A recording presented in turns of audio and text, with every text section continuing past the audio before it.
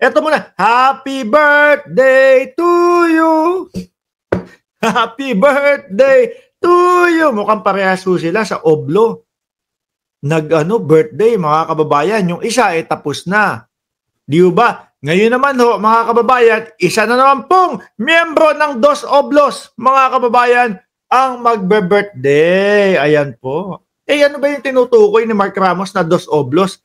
Panay Dos Oblos, Dos Oblos. O, Dos Oblos, eto ho mga kababayan. Yan po ang grupo ng Dos Oblos. Mga kababayan, nasa Oblo 1, nasa Oblo 2, Dos Oblos. Di ba? Jeff Rox Cayetano, shout out sa iyo, boss. Yan ang Dos Oblos. Ito po yung naunang mag-birthday, mga kababayan.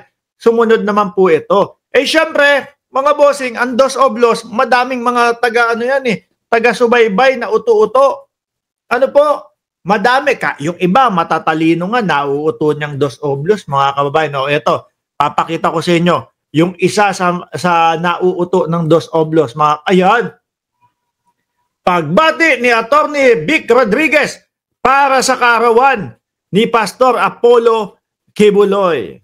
Gusto niyo marinig, mga kababayan? Ipaparinig ko sa inyo. Ito si Attorney Vic, matalino ho ito. No? Matalino ho ito, mga kababayan. Kaya lang, ayun. Nadadamay na sa mga panguuto ni Kibuloy. Sabi ni Ronnie Rosanto, campaign rally ng padapa, karton na lang ang pinaparada. Tingnan nyo ho mga kababayan, iaatras ko. Kasi ginawa nila yan dati kay De Lima. Di ba?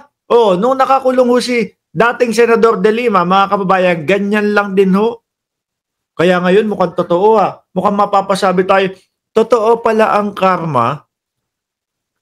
Di ba, Ma'am Chris Rose? Totoo pala ang karma. Dati isa lang. Si Senadora Leila De Lima, umabot ng ilang taon?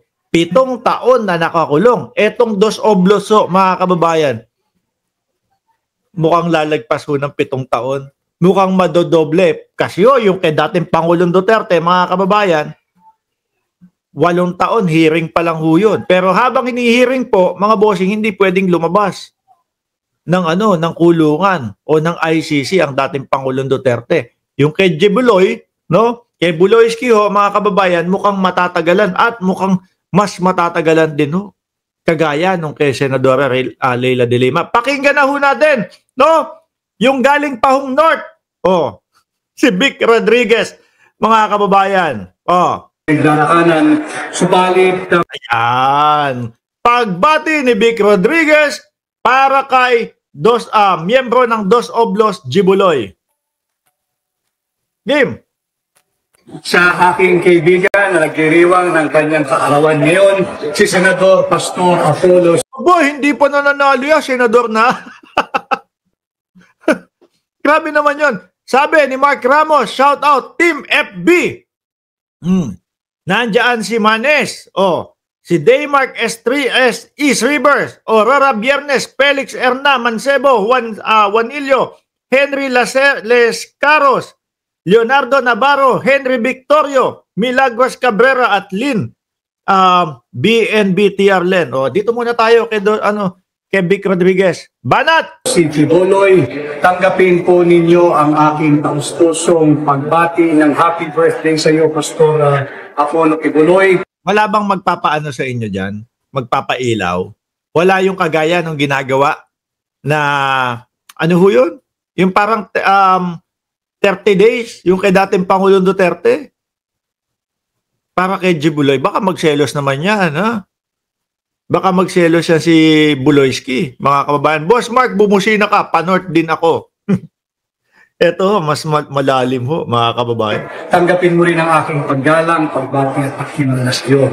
Alam kong hindi madali ang iyong dinaranas sa ngayon, ang iyong pinagdaraanan. Biruin mo, Ikaw ang may-ari ng isa sa pinakamalaki na dome.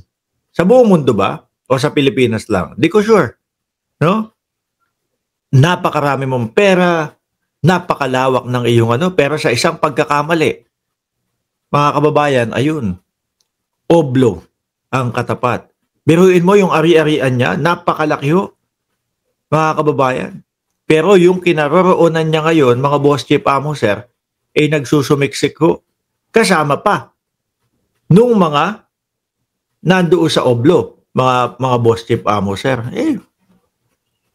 Kung sinunod nila, mga kababayan, yung Senado, yung mga pagpapapunta sa kanila, siguro naman kahit papaano nililitis at hindi ganyan yung kinasasadlakan. Nagmayabang ho eh. Ano po, biruin mo, nagtago, ang haba-haba, kung ano-ano sinasabi. Hindi ako diyan sa Senado ni Risa Ontiveros. Binastos po yung Senado, mga kababayan, pero gustong maging senador. Saan ka pa ho ba? Kapag kaho talaga, yung mga nandyan sa PDP, yung mga Team Suka, mga bossing, isa lang ho ang plataforma niyan. No? Ang plataforma ay ilabas itong dalawang nasa oblo ho, mga kababayan. Ayan, wala pong iba kundi nagngangalang Dos Oblos. Alisin ko na itong mga to. Parang wala namang mga kwentang tao. Ayan, Dos Oblos. Parang wala namang mga kwentang tao yan. Hari siya sa ilalim. Kita mo yung pinagtaguan niya, underground. Akala niya, mapapasuko niya si General Torre. Mga bossing, ayun, labas. Tapos meron pa silang naratibo na hindi daw sa loob nahuli si Kibuloy, sa labas daw at sumuko para lang i-discredit si Torre, mga kababayan. Para lang ipamukha sa taong bayan, wala ya, epal lang yan si Torre. Hindi naman yan nang nakahuli sa akin. Sa labas ako nasa labas ako ng KOJC. No? Tapos sumuko lang ako para wag lang magkagulo. Bakit hindi nila binidyo habang sumusuko siya at kung nasaan siyang lugar? Di ba? Para naipahiya nila si Torre. Happy birthday sa iyo diyan, no? Buloyski, diyan sa Oblo. Nako, lagi ka dapat may langis. Hindi, mahilig ko kasi yan magpamasahe, mga kababayan. Mahilig pong magpaoros, magpamasahe si Buloyski, mga bossing. Alisin ko na ho yan, mga kababayan. Eto pa, yung isang nakatingin ako sa taas. Kasi nandun yung isang monitor ko sa taas eh. Sabi ko, tanggalin ko nga dito, no, sa gilid ko. Kasi lagi ako nakaganyan eh. Kapag ngayon, tinaas ko naman, nakagano naman ako. Eto naman ho, mga kababayan. Ibaba ko na lang konti. Ayan. Sundan natin, mga boss chief amo, sir. Ito, no, si Lopez. Natatandaan nyo si Lopez, mga kababayan?